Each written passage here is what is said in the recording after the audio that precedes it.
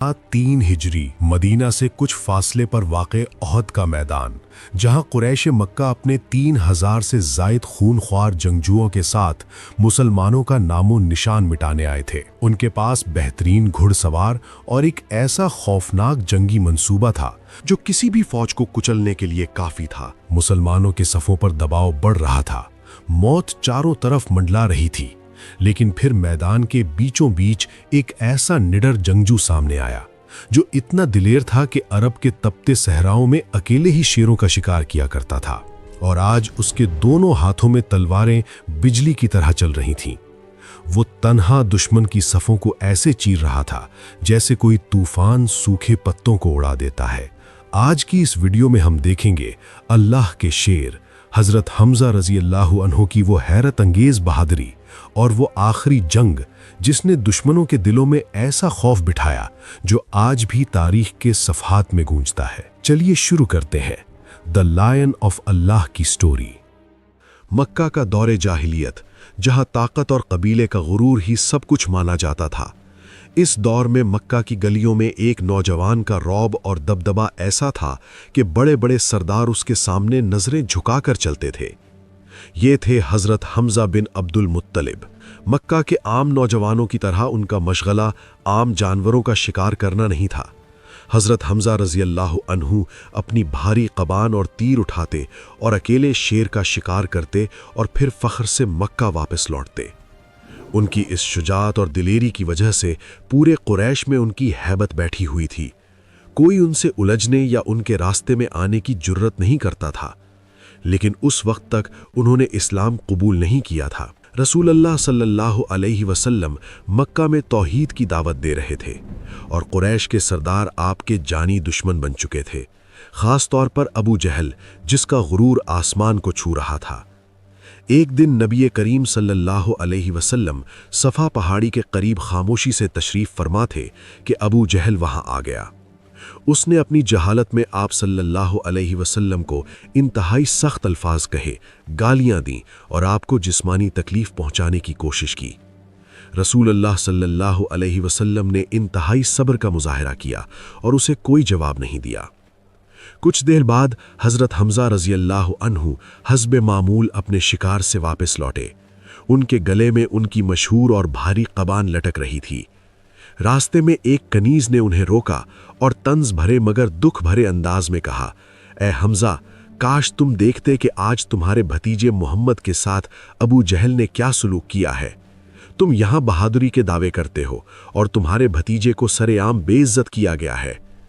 ये सुनना था कि हज़रत हमज़ा रज़ी अल्लाह अन्हु के अंदर का सोया हुआ शेर जाग उठा। उनकी आंखों में खून उतर आया। उन्होंने न घर जाने का सोचा न आराम करने का। वो गुस्से में तेज कदमों से सीधे हरम काबा की तरफ निकल पड़े। हरम में अबू जहल कुरैश के दीगर सरदारों के दरमियान इंतहाई गुरूर से बैठा अपनी इस हरकत पर फख्र कर रहा था। हज़रत हमज़ा रज़ी अल्लाह अन्हु इस मजमा को चीरते हुए सीधे अबू जहल के सर पर पहुंच गए। किसी ने उन्हें रोकने की हिम्मत नहीं की। उन्होंने अपनी भारी और मजबूत कबान पूरी ताकत से उठाई और सीधे अबू जहल के सर पर दे मारी। कमान लगते ही अबू जहल का सर फट गया और खून बहने लगा। कुरैश के लोग अपनी जगहों से खड़े हो गए, लेकिन हज़रत हमज़ा रज़ी अल्लाह अन्हु ने गरजदार आवाज़ में एक ऐसा ऐलान किया जिसने मक्का की फ़िज़ाओं में ज़लज़ला बर्पा कर दिया। तुम मेरे भतीजे को गालियाँ देते हो? सुन लो, आज से मैं भी उसी के दीन पर हूँ। जो वो कहता है मैं भी वही मानता हूँ। अगर तुम में से किसी में या पूरे मक्का में किसी के अंदर हिम्मत है तो आए और मुझे रोक कर दिखाए। ये वो लम्हा था जब इस्लाम को एक ऐसी तलवार मिल गई जिसने मक्का के काफिरों की नींदें उड़ा दी। हज़रत हमज़ा रज़ी अल्लाह अन्हु के इस्लाम लाने के बाद मुसलमानों को वो हौसला और ताकत मिली कि कुरैश को अपने जुल्म के तरीक़े बदलने पड़ गए। वक्त गुजरता गया और मुसलमानों ने मक्का के मजालिम से तंग आकर मदीना की तरफ हिजरत की। मदीना पहुंचने के बाद जब मुसलमानों की रियासत कायम हुई तो मक्का के कुरैश के खतरात अब भी मौजूद थे। हिजरत के पहले साल यानी 1 हिजरी में रसूल अल्लाह सल्लल्लाहु अलैहि वसल्लम ने मुसलमानों का सबसे पहला अस्करी दस्ता रवाना किया।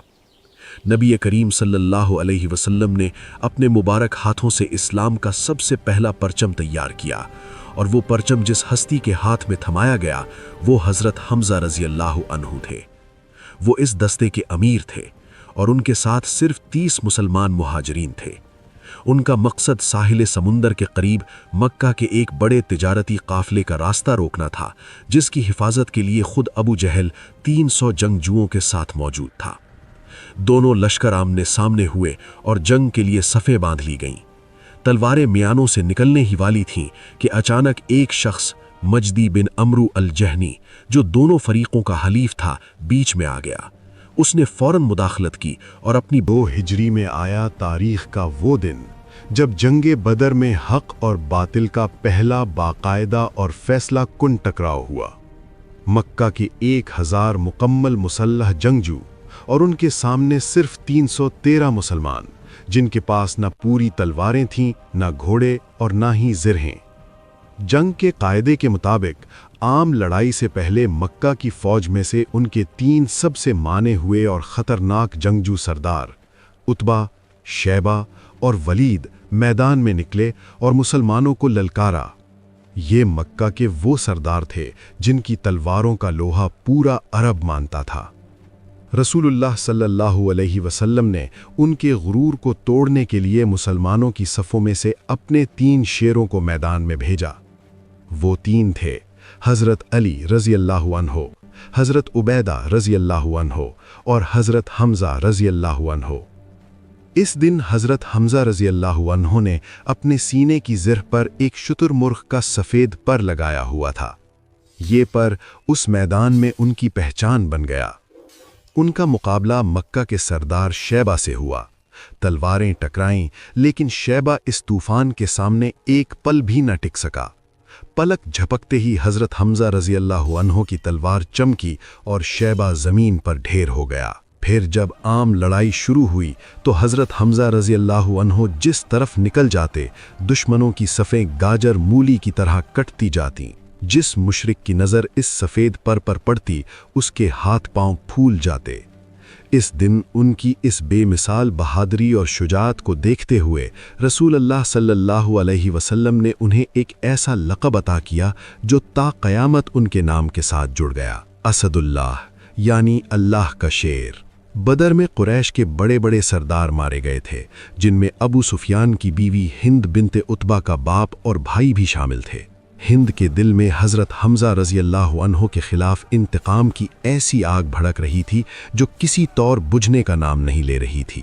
سال 3 ہجری میں جب جنگ احد کا میدان سجا تو قریش 3000 کی فوج لے کر آئے تھے۔ ہند نے اپنے ایک خاص غلام وحشی بن حرب کو ایک خاص مشن پر تیار کیا تھا۔ وحشی نیزہ بازی کا ماہر تھا، اس کا نشانہ کبھی خطا نہیں جاتا تھا۔ ہند نے اس سے وعدہ کیا کہ اگر تم نے جنگ میں حمزہ کو قتل کر دیا تو تم ہمیشہ کے لیے آزاد ہو اور میں تمہیں بے تحاشا سونا اور جواہرات دوں گی۔ جنگ احد شروع ہوئی اور اس جنگ میں حضرت حمزہ رضی اللہ عنہ کا جلال اپنے عروج پر تھا۔ انہوں نے اس دن اپنے دونوں ہاتھوں میں تلواریں تھامی ہوئی تھیں۔ وہ میدان میں ایسے لڑ رہے تھے جیسے کوئی تنہا فوج ہو۔ جو بھی ان کے راستے میں آتا وہ کٹ کر گر جاتا۔ مکہ کی فوج ان کے خوف سے پیچھے ہٹنے لگی تھی، لیکن وحشی عام لڑائی میں شامل نہیں تھا۔ وہ ایک چٹان اور درختوں کے پیچھے چھپ کر صرف اور صرف حضرت حمزہ کی طاق میں بیٹھا تھا۔ وہ موقع کا انتظار کر رہا تھا۔ حضرت حمزہ مسلسل لڑتے ہوئے انتہائی تھک چکے تھے اور وہ مشرکوں کی صفوں کو الٹتے ہوئے وحشی کی اس گھات کے قریب پہنچ گئے۔ ان کی نظریں سامنے کے دشمنوں پر تھیں اور وہ اس سازش سے بالکل بے خبر تھے۔ جیسے ہی وہ چٹان کے قریب سے گزرے، وحشی نے اپنا نیزہ پوری طاقت اور مہارت سے پھینکا۔ نیزہ فضا کو چیرتا ہوا آیا اور سیدھا حضرت حمزہ کے جسم میں پیوست ہو کر پار نکل گیا۔ یہ وہ وار تھا جس نے دنیا کے سب سے بہادر انسان کے قدموں کو لڑکھڑا دیا۔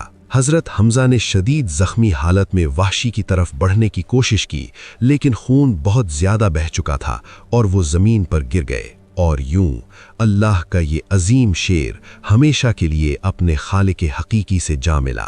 جنگ ختم ہونے کے بعد جب رسول اللہ صلی اللہ علیہ وسلم شہداء کو تلاش کرتے ہوئے حضرت حمزہ رضی اللہ عنہ کے جسد خاکی کے پاس پہنچے تو دشمنوں نے ان کے جسم کی بے حرمتی کی ہوئی تھی۔ یہ منظر دیکھ کر رحمت للعالمین صلی اللہ علیہ وسلم اس قدر رنجیدہ اور غمگین ہوئے کہ آپ کی آنکھوں سے آنسو جاری ہو گئے۔ سیرت ابن ہشام کی تاریخی روایات کے مطابق آپ صلی اللہ علیہ وسلم نے فرمایا، اے حمزہ، تمہاری جدائی سے بڑھ کر میرے لیے کوئی اور دکھ نہیں ہو سکتا۔ اس دن اللہ کے رسول نے انہیں ایک ایسا بلند ترین رتبہ دیا جس کی تمنا ہر شہید کرتا ہے، سید الشہداء، یعنی تمام شہیدوں کے سردار۔ حضرت حمزہ رضی اللہ عنہ کی زندگی ہمیں سکھاتی ہے کہ جب طاقت اور دلیری کو حق کا راستہ مل جائے تو ایک اکیلا انسان بھی پوری تاریخ کا رخ موڑ سکتا ہے۔ ان کا نام آج بھی بہادری اور شجاعت کا سب سے بڑا استعارہ ہے۔